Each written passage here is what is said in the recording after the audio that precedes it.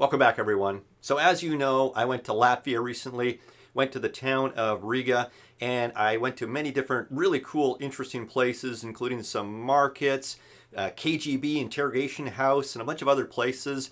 If you look at my videos, you'll see some of those listed, and it was a lot of fun and very interesting. But today's video, I want to talk to you about the #1 place that people told me to go visit. And I was reluctant at first because it's about an hour drive from the city of Riga. It's called Sigulda, and it's supposed to be very beautiful. I went there in October, so everybody was telling me, oh, it's just amazing with all the colored leaves and the forest. So I finally decided I would go. I actually found a local person there who would take me. So we rented a car, we drove out there, explored around. It was pretty cool. And so in this video, I'm going to do a walkthrough and actually tell you what we're looking at as we go through and explore the area of Sigulda. So with that, let's take a look at the video. So this is the amazing view that you first see once you park your car. Depending on where you park, you're going to see these really amazing panoramic views.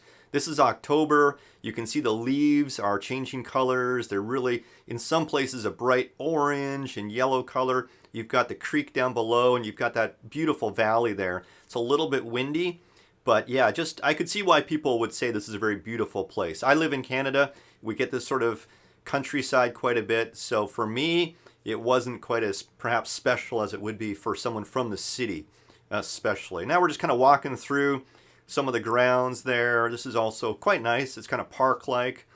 And we're walking up to this really amazing Ferris go-round thing that I've never seen anything like this before. So this is pretty amazing. If you look at it, it kind of looks like somebody might have built that themselves and from some sort of kit, because it's all this kind of weird steel.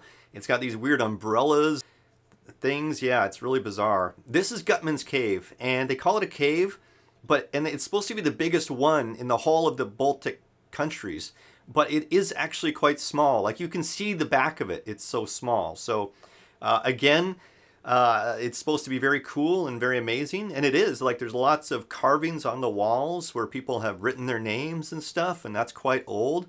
But as far as a cave goes, I would say it's a bit of a stretch to call it a cave. It's more like maybe a den or maybe a nook or something like that. It's all sandstone, so you can carve in it fairly easily, and as you can see, people have taken advantage of that and done some carving. The next place we went to was some of the museums that they've got there. And they have a really nice facility there. I really have to give them credit for doing a great job of this. As you can see, all the artifacts are on display there. If you're into the whole Latvian history and culture, and you want to see some of the origins and the tools that they had and different things like that, this is definitely a good place to visit. It's really well laid out. I think it's fairly small, so you could go through the whole thing in probably a couple hours quite easily, but it is, I would say, quite nicely done. The displays are very beautiful. There's lots to read. There's information areas that you can go through. The staff is very helpful. When we were there, I was very impressed with that. And as you can see, it's got a lot of character, right? So I really enjoyed that. And then just as you're heading out towards the castle that they're renovating, they've done a lot of renovation there. When I say castle, it's more kind of like a lookout than, say, a proper castle. I think maybe, during the original time, then it could have perhaps been a castle. But right now, it's really just more of a tower. But it is quite cool. It is worth going up into the tower. We're walking along the wall there. That was very cool. You could kind of imagine the people with bows and arrows or something at the top there, fending off anybody trying to get in. But they redid all that. Oh, now we're going up the endless stairs. So there are a lot of stairs there, so make sure that you take your vitamins that morning or have a good coffee or something, because yeah, it's a crazy amount of stairs. It just seems to never end, and I'm in pretty good shape, and even for me, I was definitely breathing hard by the time we got to the top. At each level, I kind of thought, oh, this must be the top. But then there was more stairs. As you can see there, there's some more stairs. And then there's these little lookouts that you can look out as you're going up the stairs.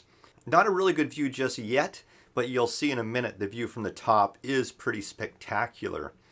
And it's kind of interesting going up. There's not a whole lot to see at each level. It's just kind of empty. So you just keep moving, right? So there's not really a a good rest period at all. You're just basically doing 5 stories of stairs or 6 stories or whatever it is, and they're pretty narrow stairs, and it's actually fairly steep, but it is worth it. So if you're there in that area, definitely go up those stairs. Go slow if you're having a hard time, right? They are pretty steep. So I think we're getting close to the top there now. This looks like it might be there. Oh, this is exactly what I was thinking every time I was doing those stairs.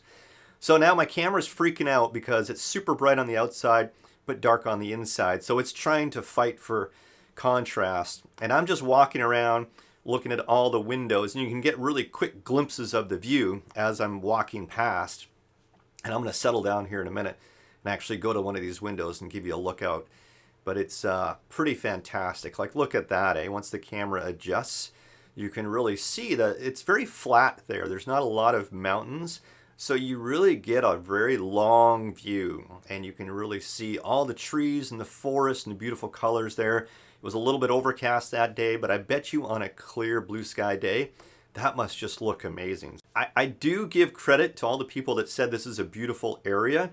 I think it definitely is. I think there's lots of areas that are beautiful like this, but I think if you go up in the tower and you get a chance to actually see that view, it is pretty good. It's probably worth the 45 minutes to an hour drive out there. Okay, so that is Sigulda. I think it's definitely worth checking out. If you're in Riga, you're looking for something to do, you're there around October. Riga is not super busy in October, so I think it's probably a good opportunity to do a day trip there.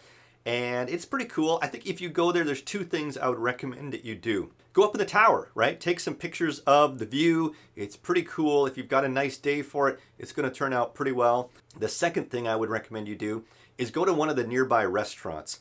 We went there on the way home and it was fantastic, like just amazingly good. So I've had the blood sausages and I recommend perhaps have that, but everything on the menu looked really good. And it wasn't too expensive. It's on the way home. You're going to be hungry by the time you've done all those stairs, so check it out.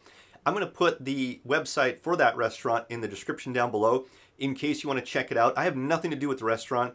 I've only been there once, but it was fantastic, and I think it was kind of special. So that's why I would recommend it.